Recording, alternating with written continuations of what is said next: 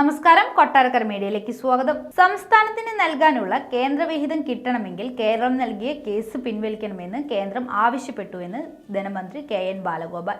തരാനുള്ള തുക വളരെ വലുതാണ്, എന്നാൽ ന്യായമായതുപോലും കിട്ടുന്നില്ല. മാർച്ച് 6, 7 തീയതികളിൽ കേസ് കോടതി വീണ്ടും പരിഗണിക്കും. ഹർജി പിൻവലിച്ചാലേ വിഹിതം തരികയുള്ളൂ എന്ന് പറയുന്നത് ശരിയല്ല. ഹർജിയില്ലെങ്കിലും തരാനുള്ളത് കേന്ദ്രം തരേണ്ടതാണ്. അർഹതപ്പെട്ടതും അവകാശപ്പെട്ടതുമാണ് ഞങ്ങൾ ചോദിക്കുന്നതെന്നും അദ്ദേഹം വ്യക്തമാക്കി.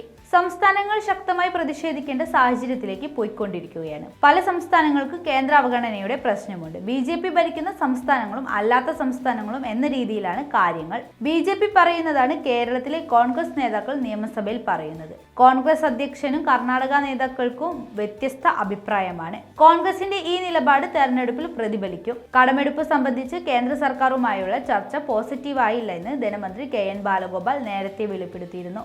ചർച്ചയിൽ പ്രധാനപ്പെട്ട പല കാര്യങ്ങളിലും പ്രതികൂലമായ മറുപടിയാണ് ലഭിച്ചത്. കേരളം കേസ് കൊടുത്തതിൽ കേന്ദ്രത്തിന് അതൃപ്തിയാണ്. ന്യായമായി ലഭിക്കേണ്ട കാര്യങ്ങളിൽ പോലും അനുകൂല തീരുമാനമുണ്ടായില്ല. സാമ്പത്തിക പ്രതിസന്ധിയിൽ കേരളവും കേന്ദ്രവും തമ്മിലുള്ള പ്രശ്നപരിഹാരത്തിനായി സുപ്രീം കോടതിയാണ് ചർച്ചയുടെ വഴി തുറന്നത്. കേരളം പ്രതീക്ഷയോടെ ഉറ്റുനോക്കിയ ചർച്ച വേണ്ടത്ര ബലം കാണാതെയാണ് അവസാനിച്ചത്. സംസ്ഥാനം കോടതിയെ സമീപിച്ചതിൽ കേന്ദ്രത്തിന് അതൃപ്തി ഉണ്ടാകേണ്ട കാര്യമില്ലെന്നും സംസ്ഥാന ധനമന്ത്രി വ്യക്തമാക്കി.